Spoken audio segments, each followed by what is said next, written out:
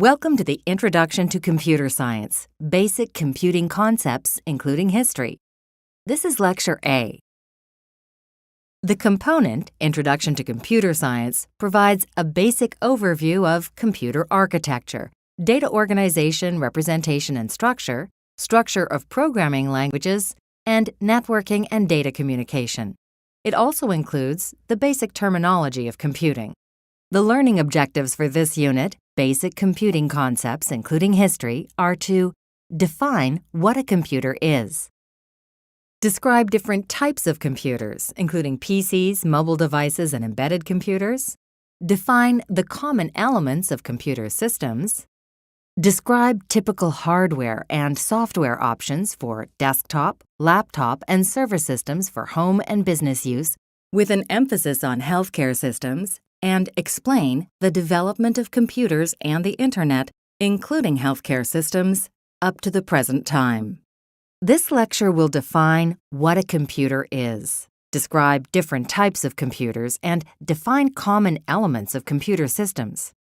According to Webster's Dictionary, a computer is one that computes, specifically a programmable, usually electronic device that can store, retrieve, and process data.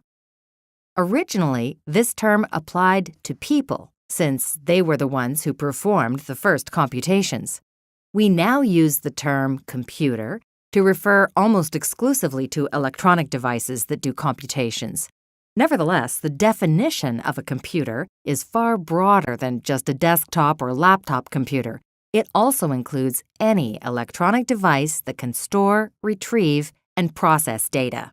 The first computers were extremely large and expensive. They were developed by the government, universities, and large corporations. In the 1970s, personal computers were introduced. These were used by businesses and eventually became commonplace by the 1980s and 90s.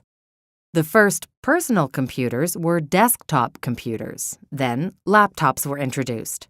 Notebooks and netbooks are basically smaller, lighter laptops. Tablet computers have touch screens and are usually very small and light. Personal computers are becoming faster, more powerful, and smaller as technology progresses. Today, personal computing has become even more widespread with the advent of mobile computing and smartphones. Initially, mobile phones were not considered personal computers, but now smartphones have functionality and systems similar to personal computers. They have an operating system, large memory, significant storage, network connectivity, and applications, nicknamed apps. Another type of computer is the large-scale computer. They are very large, fast computers used by corporations and the government. They can store, calculate, and process huge amounts of data very quickly. Mainframes and servers perform multiple tasks on large amounts of data. Supercomputers execute extraordinarily complex computations at incredibly high speeds. Today's supercomputers and mainframes are capable of handling even more data and computations to meet the demand of modern applications. Scientific applications, for example, can become more precise and faster with more computing power and storage. Another type of computer is the embedded computer. Embedded computers are contained within larger devices. They can be found everywhere, and you may not even be aware of them. Anything that has some smartness to it has an embedded computer. Most electronic devices today are actually computers, everything from microwaves to DVD players to MP3 players to anti-lock brake systems. These computers are not general-purpose ones like our desktop computers. Instead, they were designed to provide a specific functionality with very limited input, such as the load, play, pause, forward, and reverse buttons on a DVD player, and very specific outcomes. All computers contain hardware and software. Hardware is what it sounds like, the physical equipment that makes up the computer. Software includes the programs that run on the hardware and make that computer useful. One type of computer hardware is the input device. Input devices allow users to input information into a computer. There are many different ways users can do this with a computer. Some examples are keystrokes on a keyboard, mouse clicks, touching a touchscreen, speaking into a microphone, importing files from a camera, touching or writing with a stylus, and scanning a photo or a document. The input is then processed by the computer, and the appropriate action is taken. For example, if you click on a button at your favorite online store, the computer does something in response, like add an item to your shopping cart. Output devices display or provide output of some task performed by a computer. When you use a personal computer, you are continually providing input through your keyboard and mouse, and the resulting actions are displayed on your computer monitor. When you're typing a document in Microsoft Word, for example, each keystroke results in a character appearing on your monitor. Similarly, if you are projecting output from your computer instead of using a monitor, the output would appear projected onto a screen or wall. Printers are another way to get output from your computer. Speakers provide sound output, including the beeps and clicks that confirm that input was received. They can also be the sound from videos or music being played on a computer. The motherboard is the central printed circuit board of the computer. It contains the processor, memory, connectors, and expansion slots. We will discuss these components in detail next. The processor, or central processing unit, or CPU, is the brain of the computer. It controls all functions of the computer and performs all of the operations. The CPU's processing speed is measured in hertz. Current systems run at gigahertz speeds, which are equivalent to billions of machine cycles per second. Having a fast CPU will give you a fast overall computer system, but is not the only determinant of the overall computer speed. We will talk about other factors that affect computer performance in addition to processor speed. Finally, modern systems have multiple CPU systems, or cores. Such computers can execute multiple instructions concurrently, which significantly improves overall computer speed. Another part of computer hardware is the computer's memory. There are two types. The first is called read-only memory, which is abbreviated as ROM.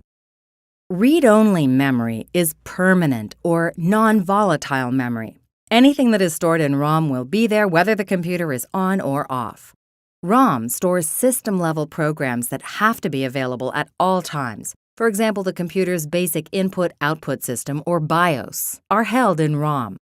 To learn more about the computer's BIOS, see the unit titled Computer Software. Random access memory, RAM, is volatile. RAM is active only when a computer is on and running. Anything that is stored in RAM will not be saved once the computer is turned off. RAM is also known as primary storage, which is where programs are stored as they run. RAM is often just referred to as memory. Too little memory can slow down your computer, and adding more RAM can speed up your computer since it provides more space for programs to run. Remember, RAM holds all programs as they run, but is not where programs are stored permanently. For example, if you are editing a document using a word processor, the word processor is running in memory and your document is being stored in memory as well. That is why you have to save your document for it to persist after the word processing program ends. We have all had the unfortunate experience of not saving a document and having something awful happen, like losing power or having the computer crash.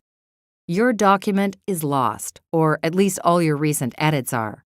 That is because the document was saved only in RAM, and it was not saved to permanent storage. So, where are programs and documents saved permanently? They are saved in secondary storage. Secondary storage is where all programs, data, and files are stored permanently. Internal hard drives store your programs and data that you use often. External hard drives are separate from your computer's case and are often used to back up internal drives. Backing up is the process of making copies of some or all of the files on your computer. Refer to the references slides for additional resources that explain backing up in more detail. When you start a new program, the computer loads it into memory from the secondary storage. This process is relatively slow, so computers try to minimize the number of times needed to load or switch programs that are running in memory. The other type of storage associated with your computer is removable storage. This includes optical drives such as CDs, DVDs, and Blu-ray, and USB flash drives. Flash drives are small, portable drives that you can plug into your computer's USB port. All removable storage allows users to store data such as videos, images, and backups. Removable storage also provides a way to transfer data and files from one computer to another. For example, if you took pictures of an event and downloaded the images to your computer, you could save them to a DVD and give the DVD to your friends so that they may have the photos as well. Other parts of computer hardware are connectors and ports. Ports connect peripheral devices to your computer. Examples of peripheral devices are monitors, keyboards, mouse devices, printers, and network connections. A universal serial bus or USB port is very fast and is often used to connect these devices. But there are other ports on your computer as well. There are ports for video, audio, FireWire, which is the Macintosh equivalent to USB, and the connections used for networks, such as an Ethernet or modem port. That is a good basic summary of the hardware involved with computers. Now, let's turn our attention to software. Without software, the hardware is virtually useless. The most important software that you have on your computer is its operating system. We abbreviate this as OS. The OS coordinates the hardware with the software applications on your computer. It is the layer between the programs you want to run and the hardware. It also provides a way for the user to interact with the computer. Today, we are accustomed to operating systems that have graphical user interfaces, or GUIs, which means we interact with the computer using a mouse and keyboard. But there are OSs that just use typed commands. Some examples are DOS, Unix, and Linux. There are many operating systems that you might be familiar with. A very common one is Microsoft Windows. You may have also seen operating systems that run on Macintosh computers. And you may have even seen Linux, which is the open-source version of the operating system known as Unix. The other type of computer software that runs on your computer is called application software, also known as programs. Applications are what make computers useful for everyone. They are the reasons we use our computers for work, social networking, and entertainment. There are so many different types of applications available that it is impossible to list them all. But some examples that you may have used yourself are word processors, electronic medical records or EMRs, spreadsheets, web browsers, and video games. Most software that you run on your computer is application software. There are some other structures that could be considered components of computing systems. Networks and databases are used on many computers and are a combination of both hardware and software. Networks connect to other computers and to the Internet. There are hardware ports on computers to facilitate this. Cables connect computers to routers and to other network connections. The operating systems of the computer and the network coordinate networking activities. Databases are often parts of large applications. You may not have one on your computer, but you may connect to one, especially online. Databases require a server, which is a computer with a large amount of storage, along with a database management system, or DBMS, which is the software that makes it work. Databases structure data in such a way that it is quickly and easily stored and retrieved, much faster than from a file or a spreadsheet. Computer software and hardware work together to provide a system that is usable for people. Software enables the user to interact with the computer. Without meaningful, easy-to-use applications, people would not use computers. If the hardware is slow, large applications will not run well, if at all.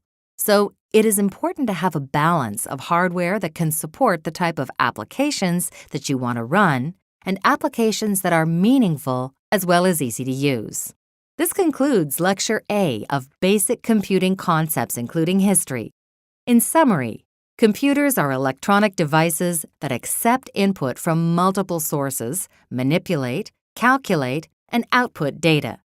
Computers range from personal computers or PCs to large mainframes and supercomputers. Computers are also found in most electronic devices today. All computers are composed of hardware and software. Hardware is the physical equipment of the computer, and software is the applications or programs that we run on computers.